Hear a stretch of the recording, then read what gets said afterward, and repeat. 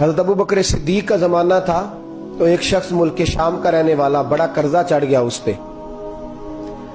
تو وہ حضرت ابو بکر صدیق کے پاس آیا، کہنے لگا آپ امیر بھی ہیں اور امیر بھی ہیں، دونوں باتیں، ایک امیر یہ ہے کہ مسلمانوں کے سربراہ ہیں، اور دوسرا اللہ نے آپ کو مال و دولت بھی عطا فرمایا ہے، تو میرے اوپر قرضہ چڑھ گیا ہے تو مہربانی فرمائے۔ وہ کہتا ہے حضرت صدیق اکبر نے میرا ہاتھ پکڑا، گھر کے اندر لے گئے، باہر سے دروازہ بڑا اعلیٰ تھا لیکن گھر کے اندر گیا تو چارپائی بھی کوئی نہیں تھی، کھجور کی چٹائیاں بچھی ہوئی تھی، کھجور کی چھال کی، اور وہ بھی پھٹی ہوئی۔ فرماتے ہیں سیدنا صدیق اکبر نے بٹھا لیا مجھے اور مجھے کہنے لگے یار تجھے ایک عجیب بات نہ بتاؤں؟ کہ بتائیے۔ فرمانے لگے 3 دن ہو گئے میں نے اناج کا دانہ بھی نہیں کھایا، کھجور کے اوپر گزارا کر لیتا ہوں، میں آج کل حالات میرے ٹھیک نہیں ہیں۔ لگا جی پھر میں کیا کروں؟ تو آپ فرمانے لگے تو عثمان غنی کے پاس جا۔ کس کے پاس؟ شخص کہنے لگا جی مجھے تو بہت سارے پیسے چاہیے۔ تو آپ نے فرمایا تیری سوچ وہاں ختم ہوتی ہے جہاں سے عثمان کی سخاوت شروع ہوتی ہے، تیری سوچ وہاں تو جو سوچتا ہے نا اتنے ملیں گے، تیری ختم ہوتی ہے سوچ جہاں سے عثمان کی سخاوت شروع ہوتی ہے، تو جا۔ کہنے لگا جی آپ کا نام لوں؟ فرمایا ضرورت ہی نہیں پڑے گی، جی میں ذکر کروں گا کہ مجھے امیر المومنین نے بھیجا ہے۔ فرمایا ضرورت ہے، صرف اتنا تو جا کے بتانا کہ میں مقروض ہوں اور رسول اللہ کا نوکر ہوں صلی اللہ علیہ، اتنا بتانا کہ مسلمان ہوں، مصطفیٰ کا غلام، بس، اور کسی اضافے کی ضرورت۔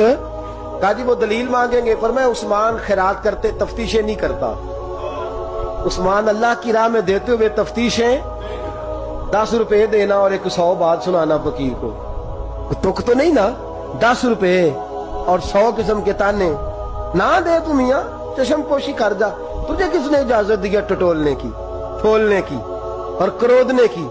یہ حال اگر تیرے ساتھ کیا جائے، رب اگر تجھے ٹٹول کے دے تو تیرا کیا بنے؟ رب کریم اگر تجھے ٹٹول کے دے کہ پہلے بتا نمازیں کتنی پڑھی ہیں، سویرے اٹھتا ہے کہ نہیں، تو تیرا کیا حال ہوگا؟ تو ٹٹولتا پھرتا ہے 10 روپے دینے کے لیے۔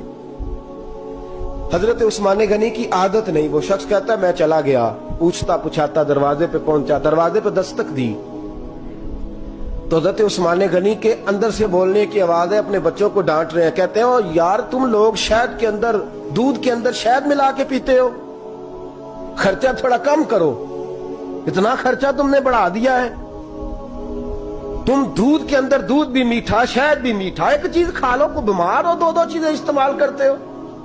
کہتے ہیں میں نے کہا ابو بکر تو بڑی باتیں بتا رہے تھے، اور اس قسم کے کئی واقعات حضرت عثمان غنی کے ساتھ ہوئے، وہ تو بڑی باتیں بتا رہے تھے اور یہ آدمی دودھ شہد سے لڑائی کر رہا ہے اور مجھے کئی ہزار درہم چاہیے، دینار چاہیے، مجھے دے گا؟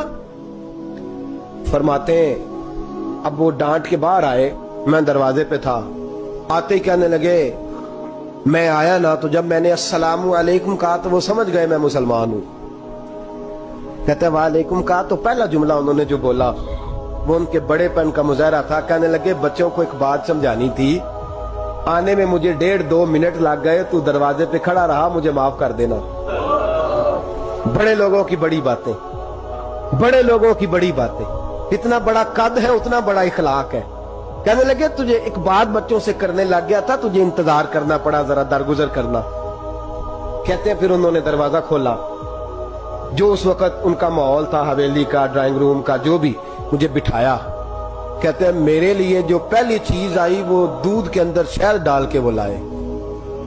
کہتے ہیں میرے دل میں خیال آیا گھر میں جھگڑا کر رہے تھے، مجھے پلایا، اس کے بعد کھجوروں کا حلوہ آ گیا۔ کہتے ہیں میں نے کہا بچوں کو کہہ رہے تھے ایک میٹھی چیز استعمال کرو، میرے لیے 3 آ گئی ہیں، 3 آ گئی، عجیب شخص ہے۔ کہتے ہیں میں لیکن ابھی میرا تصور جمع نہیں، میں نے کہا اتنا تگڑا نہیں جتنا حضرت ابو بکر نے بتایا ہے۔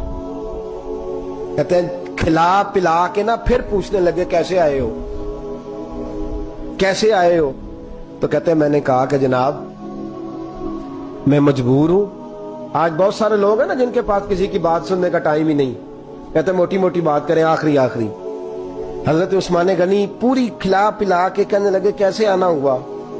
کہتے ہیں میں نے کہا جی میں مسلمان ہوں، ملک کے شام کے مضافات کے ایک گاؤں کا رہنے والا ہوں، कुछ कारोबारी मुश्किलात आई तो मैं मकरूज हो गया, मेरे ऊपर कर्जा है, मुझे कुछ पैसों की आदत है।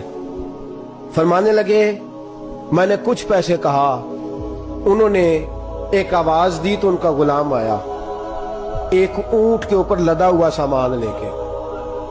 किसके ऊपर? ऊंट के ऊपर। कहता मुझे 3000 अशरफियों की जरूरत थी, मैंने बताया नहीं 3000 चाहिए। ऊंट आया तो हज़रत उस्मान गनी कहने लगे, उस ऊंट पर तेरे लिए, तेरे घर वालों के लिए मैंने कपड़े भी रखवा दिए, खाना भी रखवा दिया और 6000 अशरफियां भी रखवा दिए, तू पैदल आया है तो अब ऊंट लेके जा। कहते मैंने कहा हुजूर ऊंट वापस कौन करने आएगा? कहने लगे वापस करने के लिए दिया ही नहीं तो तोहफा है, तू ले जा।